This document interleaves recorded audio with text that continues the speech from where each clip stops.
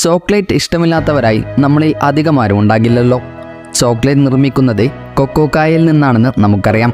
എന്നാൽ കൊക്കോക്കായ ചോക്ലേറ്റായി മാറുന്നത് എങ്ങനെയാണെന്നതിൻ്റെ പ്രധാനപ്പെട്ട പ്രോസസ്സുകൾ മാത്രം ഉൾപ്പെടുത്തിക്കൊണ്ടുള്ള വീഡിയോയാണ് ഇനി നമ്മൾ കാണാൻ പോകുന്നത്. അപ്പോൾ നമുക്ക് നേരെ വീഡിയോയിലേക്ക് കടക്കാം.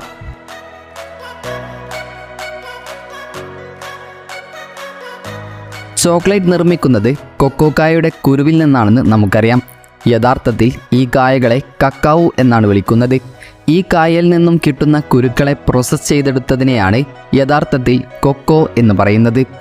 ഏതായാലും ചോക്ലേറ്റ് നിർമ്മാണത്തിൻ്റെ ആദ്യത്തെ സ്റ്റെപ്പ് കക്കാവു മരങ്ങളുടെ കൃഷി തന്നെയാണ്. പ്രധാനമായും വെസ്റ്റ് ആഫ്രിക്കയിൽ നിന്നുമാണ് പല കമ്പനികളും ചോക്ലേറ്റ് നിർമ്മിക്കാനായി കൊക്കോ കായകൾ എത്തിക്കുന്നത്. ലോകത്തിലെ 70% കക്കാവു മരങ്ങളുമുള്ളത് വെസ്റ്റ് ആഫ്രിക്കയിലാണ്.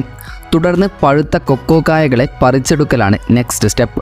നമ്മുടെ നാട്ടിലൊക്കെ ഇതിൻ്റെ മരങ്ങളുള്ളത് കൊണ്ട് ഈ കായകൾ പഴുത്താൽ കാണാൻ മഞ്ഞയും ഓറഞ്ചും കലർന്ന നിറമായിരിക്കുമെന്ന് നമുക്കറിയാം. തുടർന്ന് ഇത്തരത്തിൽ പഴുത്ത കൊക്കോ കായകളെ പറിച്ചെടുത്താൽ അതിൻ്റെ ഉള്ളിലെ കുരുക്കളെ വേർതിരിച്ചെടുക്കലാണ് അടുത്ത പണി. കുരുക്കൾ വേർതിരിച്ചാൽ ബാക്കിയാകുന്ന വെള്ള നിറത്തിലുള്ള പൾപ്പ് കൊണ്ട് പല സ്ഥലങ്ങളിലും വൈൻ നിർമ്മിക്കാറുണ്ട്. ഇത്തരത്തിൽ വേർതിരിച്ചെടുക്കുന്ന കുരുക്കളിൽ പാകമായ പഴുപ്പെത്തിയ കുരുക്കളെ മാത്രമേ അടുത്ത സ്റ്റെപ്പിലേക്ക് ഉപയോഗിക്കുകയുള്ളൂ. അടുത്ത ഘട്ടമാണ് ഇത്തരത്തിൽ വേർതിരിച്ചെടുത്ത കുരുക്കളെ ഫെർമെൻറ്റേഷൻ ചെയ്യുക എന്നുള്ളത്. നമ്മുടെ നാട്ടിലൊക്കെ ഫെർമെൻറ്റേഷൻ എന്നതുകൊണ്ട് ഉദ്ദേശിക്കുന്നത് അരിമാവൊക്കെ പുളിപ്പിക്കുന്ന പോലെയുള്ള ഒരു പുളിപ്പിക്കൽ പ്രോസസ്സാണ്. ഇതിനായി ഈ കുരുക്കളെ ഒന്നുകിൽ നിലത്ത് പരത്തിയിടുകയോ അല്ലെങ്കിൽ ഒരു ബോക്സിലേക്ക് ഇടുകയാണ് ചെയ്യുക. ഈ കുരുക്കളെ കവർ ചെയ്യാൻ കൂടുതലായും വാഴയിലയാണ് ഉപയോഗിക്കാറുള്ളത്. ഇത്തരത്തിൽ ഫെർമെൻറ്റേഷൻ കഴിഞ്ഞാൽ കുരുക്കളെ ഉണക്കുകയാണ് ചെയ്യുക. ഈ കുരുക്കളിൽ 7% ജലാംശം മാത്രമേ ഉണ്ടാകാൻ പാടുകയുള്ളൂ. എന്നാൽ മാത്രമേ ഇവയെ പൊടിക്കുമ്പോൾ ചോക്ലേറ്റിന് പാകമായ പൊടിയായി ഇവ മാറുകയുള്ളൂ. കൂടുതലായും ഇങ്ങനെ ഉണക്കാനായി സൂര്യപ്രകാശം കിട്ടുന്ന സ്ഥലങ്ങളിൽ ഇട്ടുവെക്കുകയാണ് ചെയ്യാറുള്ളത്. അങ്ങനെ കുരുക്കളെല്ലാം പൂർണ്ണമായി ഉണങ്ങിക്കഴിഞ്ഞാൽ ഇവയെ ഫാക്ടറിയിലേക്ക് കൊണ്ടുപോകുന്നതാണ് നെക്സ്റ്റ് സ്റ്റെപ്പ് എന്ന് പറയുന്നത്. ഫാക്ടറികളിൽ എത്തിക്കഴിഞ്ഞാൽ ഇവയെ നല്ലപോലെ വൃത്തിയാക്കിയെടുക്കുകയാണ് ചെയ്യുക. ഇതിനായി പ്രത്യേക ഫിൽറ്ററിംഗ് മെഷീനാണ് ഉപയോഗിക്കുന്നത്. കൊക്കോ കുരുക്കൾ ഉണക്കാനിടുമ്പോൾ ഉണ്ടാകുന്ന കല്ലിനെയും മണ്ണിനെയുമൊക്കെ ഒഴിവാക്കാനാണ് പ്രധാനമായും ഇവയെ ഇങ്ങനെ ഫിൽട്ടർ ചെയ്തെടുക്കുന്നത്.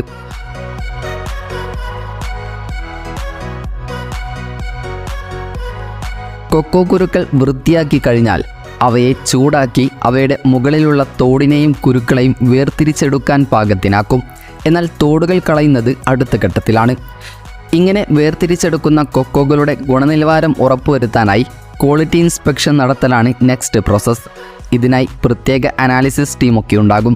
ഇവർ ഇവയെ പരിശോധിച്ച് ചോക്ലേറ്റിന് പാകമായതും ക്വാളിറ്റി ഉള്ളതുമായ കുരുക്കളാണ് ഇവയെന്നും ഉറപ്പാക്കിയാൽ മാത്രമേ അടുത്തതായി ഇവയെ ക്രഷ് ചെയ്യുകയുള്ളൂ. അങ്ങനെ ക്വാളിറ്റി ചെക്ക് കഴിഞ്ഞാൽ ഈ കുരുക്കളുടെ തോടുകൾ കളയാനായി നിശ്ചിത അളവിൽ ഇവകളെ ക്രഷ് ചെയ്തെടുക്കും. ഇതിനായി ഒരു ക്രഷിംഗ് മെഷീനിലേക്ക് ഈ കൊക്കോകളെ കടത്തിവിടും. അതിനുള്ളിൽ വെച്ചാണ് കൊക്കോകളുടെ മുകളിലുള്ള തോടുകളെ വേർതിരിച്ചെടുക്കുന്നത്. അതിനായി നിശ്ചിത അളവിൽ ഉള്ളിലേക്ക് എയർ കടത്തിവിട്ട് തോടുകളെയും കുരുക്കളെയും 2 ഭാഗത്തേക്ക് മാറ്റുകയാണ് ചെയ്യുക. ശേഷം ഈ കൊക്കോകളെ ഒന്നുകൂടി ഫിൽട്ടർ ചെയ്ത ശേഷം അവയെ പൊടിച്ചെടുക്കും.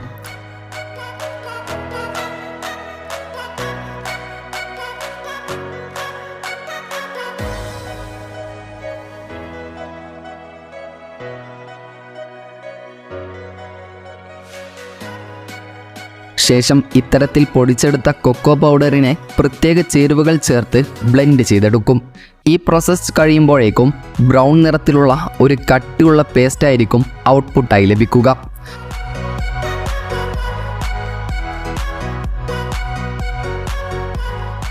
ഈ പേസ്റ്റിനെ മറ്റൊരു ഗ്രൈൻഡറിലേക്ക് ഇട്ടതിന് ശേഷം അതിനെ കട്ടിയുള്ള മറ്റൊരു സിറപ്പ് രൂപത്തിലോട്ട് മാറ്റിയെടുക്കും. ഈ സിറപ്പിന് മദ്യത്തിൻ്റെ മണമായിരിക്കും ഉണ്ടാവുകയത്രേ. അതിനാൽ തന്നെ ഇതിനെ ചോക്ലേറ്റ് ലിക്വർ എന്നാണ് വിളിക്കുന്നത്. ഇത്തരത്തിൽ ലഭിക്കുന്ന ചോക്ലേറ്റ് ലിക്വറിൽ ചോക്ലേറ്റിൻ്റെ ടേസ്റ്റിനനുസരിച്ചുള്ള കമ്പോണൻറ്റ്സ് ആഡ് ചെയ്ത് ബ്ലെൻഡ് ചെയ്തെടുക്കുകയാണ് ഇനി ചെയ്യുക. ശേഷം ഇവയെ നിശ്ചിത ടെമ്പറേച്ചറിലിട്ട് വീണ്ടും അവസാനമായി പ്രോസസ്സ് ചെയ്തെടുക്കും. അതിനുശേഷമാണ് നമ്മളിന്ന് കാണുന്ന ഡയറി മിൽക്ക് പോലെയുള്ള ചോക്ലേറ്റുകൾ വിപണികളിലെത്തുന്നത്. ഏതായാലും ഇത് ചോക്ലേറ്റ് നിർമ്മാണത്തിൻ്റെ ചുരുങ്ങിയ ഒരു രൂപം മാത്രമാണ്. കമ്പനികളനുസരിച്ച് ഇവയുടെ പ്രോസസ്സിങ്ങിലും മാറ്റങ്ങൾ വരാറുണ്ട്. അപ്പോൾ മറ്റൊരു ഇൻഫോർമേറ്റീവായ വീഡിയോയുമായി വരുന്നതുവരെ ഗുഡ് ബൈ.